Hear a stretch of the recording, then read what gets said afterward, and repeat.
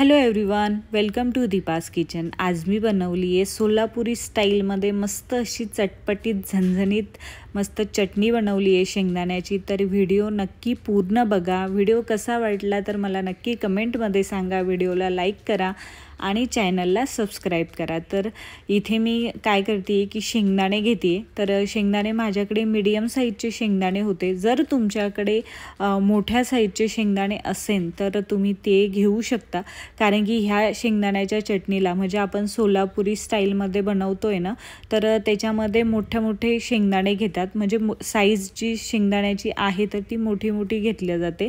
तर माझ्याकडे तर तसले शेंगदाणे नव्हते, तर मी जे स्वयंपाकामध्ये रोज वापरते तर तेच मी शेंगदाणे घेतलेत।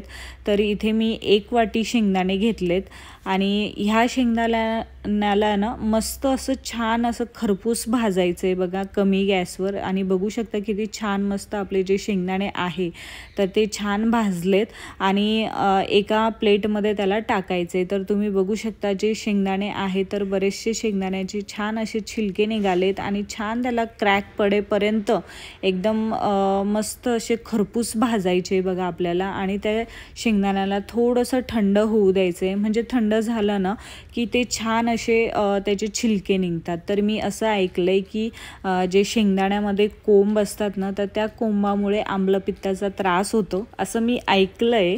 आणि कोणाला होत असेल, कारण की बरेचसे जण काय करतात की ज्याला आम्लपित्त होतं तर ते शेंगदाणे अवॉइड करतात, खात नाही।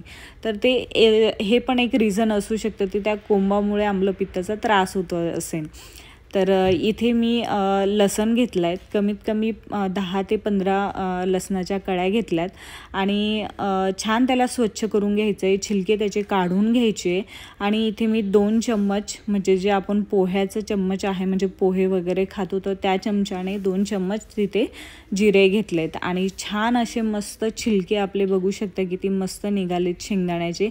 आणि लगेच ते शेंगदाणे कढईमध्ये टाकायचे आणि तेल जे आहे तर मी ते नॉर्मलच तेल वापरलं ह्या चटणीसाठी। तर तुम्ही राईचं तेल किंवा करडीचं तेल पणही वापरू शकता शेंगदाण्याच्या चटणीसाठी, पण मी इथे नॉर्मल तेल जे मी स्वयंपाकामध्ये वापरते तर तेच मी तेल इथे चटणीमध्ये वापरते। तर तुमच्याकडे अवेलेबल असेल राईचं किंवा शेंगदाण्याचं किंवा करडीचं तेल असेल तर तेही तुम्ही टाकू शकता। तर इथे बघू शकता परत एकदा छान असं त्याला खरपूस मस्त असं भाजून घेतलंय तेलामध्ये।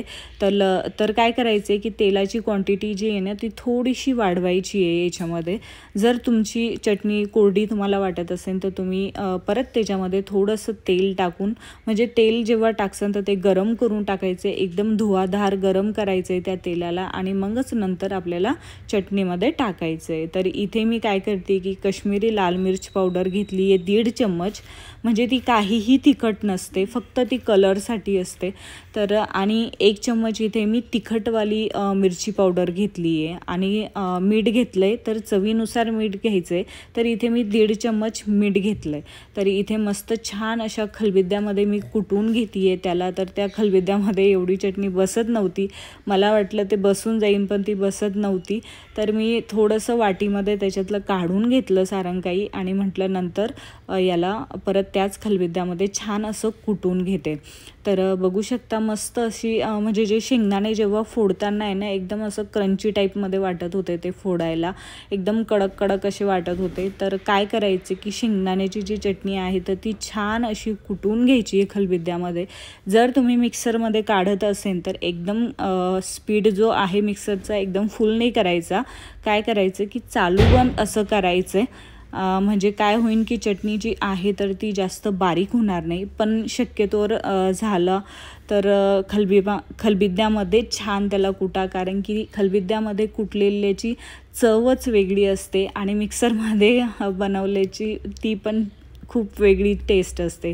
तर थोडंसं मी जे सारण आहे तर ते बाजूला काढून ठेवलं होतं, तर ते पण छान मी असं कुटून घेते आहे। तर इथे तुम्हाला जर का अजून बारीक करायचं असेल तर तुम्ही बारीक करू शकता, पण हे याची जी कन्सिस्टन्सी आहे तर ही बेटर आहे, म्हणजे एवढं जाडसर असावं याचं, एकदम असं बारीक पण नको, कारण की सोलापुरी स्टाईलमध्ये बनवतो आहे मी. तर सोलापुरी नाही आहे, पण मी ट्राय केलं आहे तुम्हाला दाखवण्याचं की अशा पद्धतीने बनवतात म्हणून ती.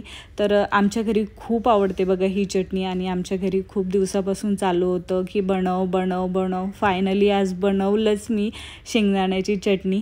तर जेवणासोबत तर लागतेच, आमच्या घरी तर जेवणासोबत चटणी वगैरे काहीही म्हणजे चिवडा वगैरे हे पाहिजे म्हणजे पाहिजेतच. तर तुमच्या घरी काय काय पाहिजे जेवणासोबत तर मला नक्की कमेंटमध्ये सांगा, आणि व्हिडिओला नक्की लाईक करा आणि चॅनलला सबस्क्राईब करा. स्वस्त रहा, मस्त रहा, चांगलं जेवण करा. Thank you, bye bye.